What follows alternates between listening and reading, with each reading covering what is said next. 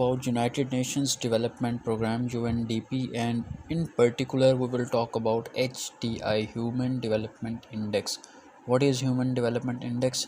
And in the context of Human Development Index we will surely talk about how the world is divided between the have and have nots, the inequality in the world in the context of Human Development Index, and what needs to be done, which is evident from the graphs which I will show to you later in this video. But let's talk about what is Human Development Index. Human Development Index is a way to calculate the development of a country. Generally it is considered that if economy is doing right, if markets are doing right, if stock market is doing right, country is doing right. But Human Development Index is a way to calculate, is there any other decent way to calculate the development of a country, like people are doing right, their education is doing right, health is doing right. So in the context of this, Human Development Index not only consider standard of living in terms of per capita income, but also considers long and healthy life.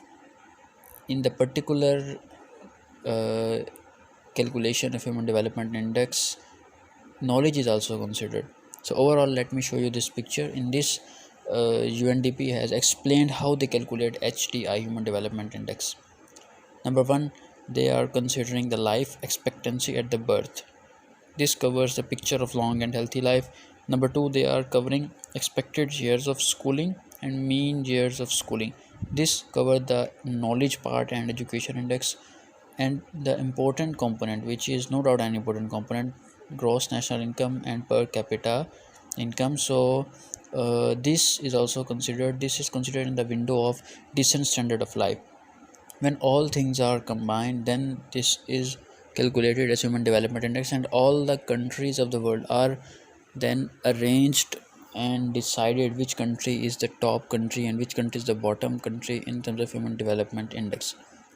So let's look at some graphs and try to understand why we think there is an inequality in the world, why rich countries are getting richer, why poor countries are getting poor, and what does these interesting graphs show.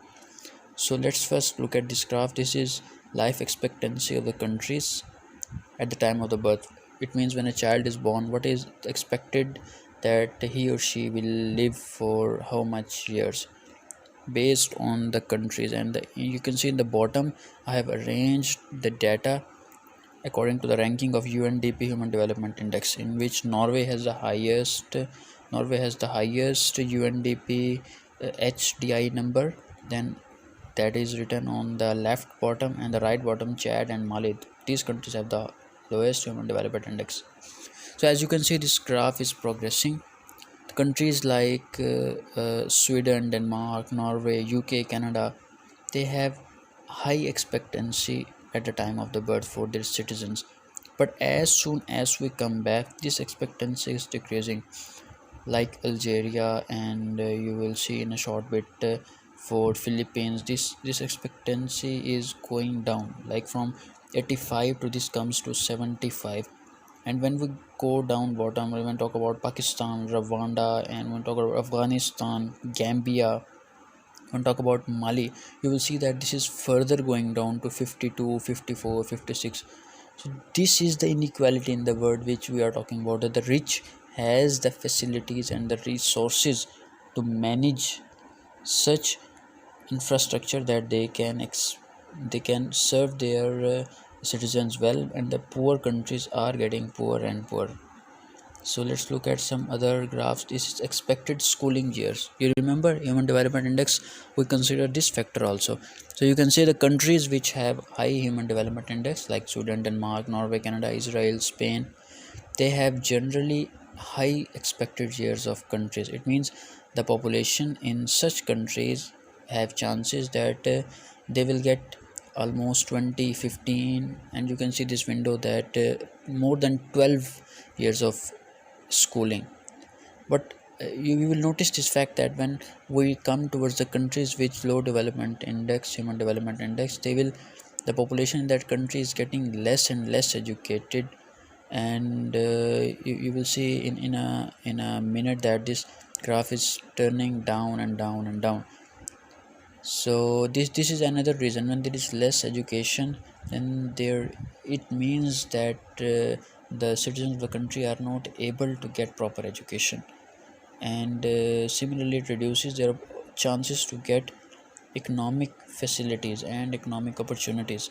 And you see the bar is touched down at nearly Bangladesh, when it is expected that children will get 10 years of education. It is going down and down in Pakistan, it is going down and down in Rwanda and Gambia, Afghanistan. And this is the inequality, and this is the difference in infrastructure and the difference in resources, which is evident in the real world. Like in case of Mali, we are getting 7 years of expected education, when there is another factor which is mean school year of education. And in this you can see that the trend is obvious, and this considers the real time that is expected, but that is real time how much people are getting. And you will see that the countries which have high human development index, high economy, high per capita income, and I will show the graph of per capita income in the next graph. But you can see that the top countries of the world, the rich countries of the world, are getting major portion of this education for their citizens. And as soon as the countries are which have less resources, they are not doing that much fine. And this is a primary reason for the inequality of the world, and for the lack of resources in the poor countries as compared to the rich countries.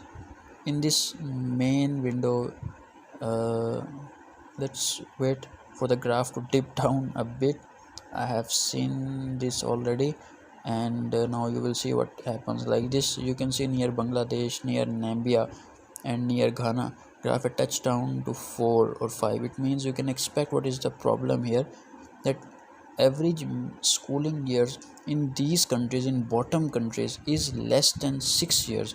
So if you have less education, you have less resources, less management in the government related to education, less education budget, obviously you will be a poor country, and you cannot grow in tough technical knowledge which rich countries and the people in rich countries are already getting. How can you compete with them? Now talk about the money. Now talk about the main factor, gross national income, per capita income.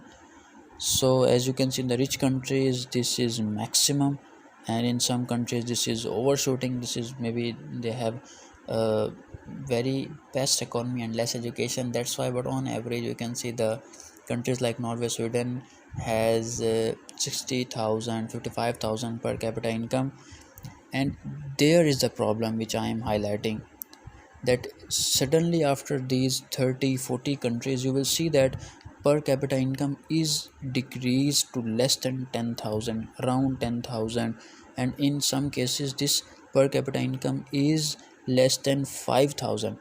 So when these poor countries needs to fulfill their resources, needs to fulfill their educational resources, their development projects, they have to go to such institutions like World Bank and these strong countries, these rich countries, to give them funds, because they have no other resource. Their people are already poor, how can they manage their own resource?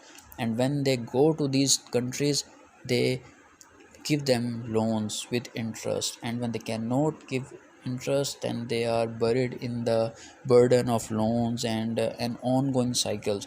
And you can see these generations in the countries like Pakistan, Ghana, Mali, and Bangladesh, they are buried under this burden of loans, international loans.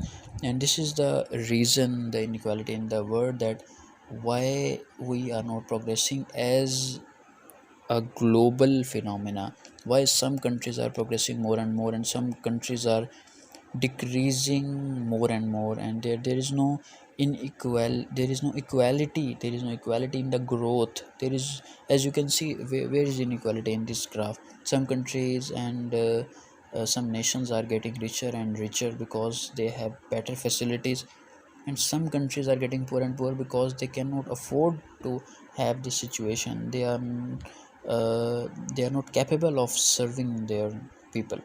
So what do you think about this phenomena, and what do you think about my analysis? Let me know in the comments.